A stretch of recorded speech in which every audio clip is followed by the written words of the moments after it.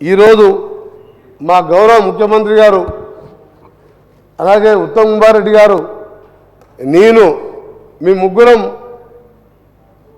ఆయనకు అప్పుడు 90 years age అంటే 2 ఇయర్స్ బ్యాక్ అప్పుడు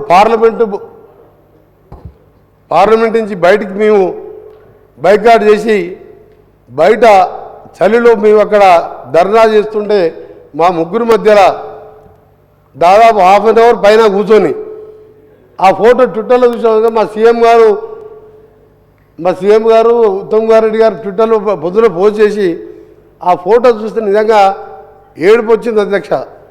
ఆ జ్ఞాపకాలు చూసుకొని 90 ఇయర్స్ వయసులో ప్రధానమంత్రిగా పనిచేసి మాతో కూర్చొని మాతో మాట్లాడుకుంటూ ఆ ఫోటో చూసిన నిజంగా కళ్ళకు నీళ్ళు వచ్చినాయి. నిజంగా అలాంటి నాయకుడు ఈరోజు లేకపోవడం చాలా బాధాకరం. నేను గౌరవ ముఖ్యమంత్రి గారికి మళ్ళీ ఒక రిక్వెస్ట్ చేస్తున్నా.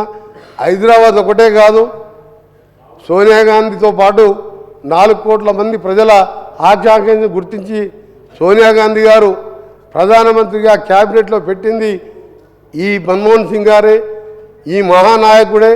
హైదరాబాద్తో పాటు జిల్లా కేంద్రాల్లో కూడా వాళ్ళ విగ్రహాలను ఏర్పాటు చేసుకొని ఈ తెలంగాణ ఉన్నంతకాలం ఆయన పేరు చిరకాలంగా ఉండే విధంగా ఆ కార్యక్రమాన్ని కూడా తీసుకోవాలని మా గౌరవ ముఖ్యమంత్రి గారిని రిక్వెస్ట్ చేస్తున్నాం. ఎక్కడికక్కడ మేము కూడా పార్టీ పరంగా కానీ మా పరంగా కానీ మా జిల్లా కేంద్రాల్లో కూడా మన్మోహన్ సింగ్ గారు, సోనియా గాంధీ గారు వారు లేకుంటే తెలంగాణ ఎప్పటికీ వచ్చేది కాదు.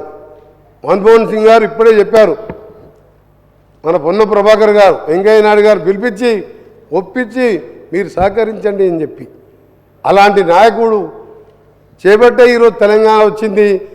పార్టీ పరంగా మా నాయకురాలు సోనియా గాంధీ గారు ఒక కఠినమైన నిర్ణయం తీసుకొని ఆంధ్రప్రదేశ్లో మా పార్టీ మొత్తం పోయినా సరే ఇక తెలంగాణ ఇవ్వాలని చెప్పింది. కాబట్టి అలాంటి మహానాయకునికి హైదరాబాద్తో పాటు జిల్లా కేంద్రాల్లో కూడా ఆయన స్మారకంగా ఆయన నిజాయితీకి మారుపేరుగా ఆయన చేపట్టిన కార్యక్రమాలు అన్నీ కూడా రాబోయే యువతకు స్ఫూర్తిగా ఉండే విధంగా ఈ కార్యక్రమాలన్నీ కూడా చేద్దామని మరొకసారి మా గౌరవ ముఖ్యమంత్రి గారు పెట్టిన దాన్ని వారికి సంపూర్ణంగా దాన్ని సమర్థిస్తూ నిజంగా ఆ క్షణాలు మా ముగ్గురు ఎంపీల మధ్యలో ఆ మహానాయకుడు కూర్చున్న ఫోటో మా ఇంట్లో పెట్టుకొని నిజంగా ఆ రోజు ట్విట్టర్లో చూస్తే ఆ రోజు ఆయన గురించి చదువుతూ ఆ ఫోటో గుర్తుంది.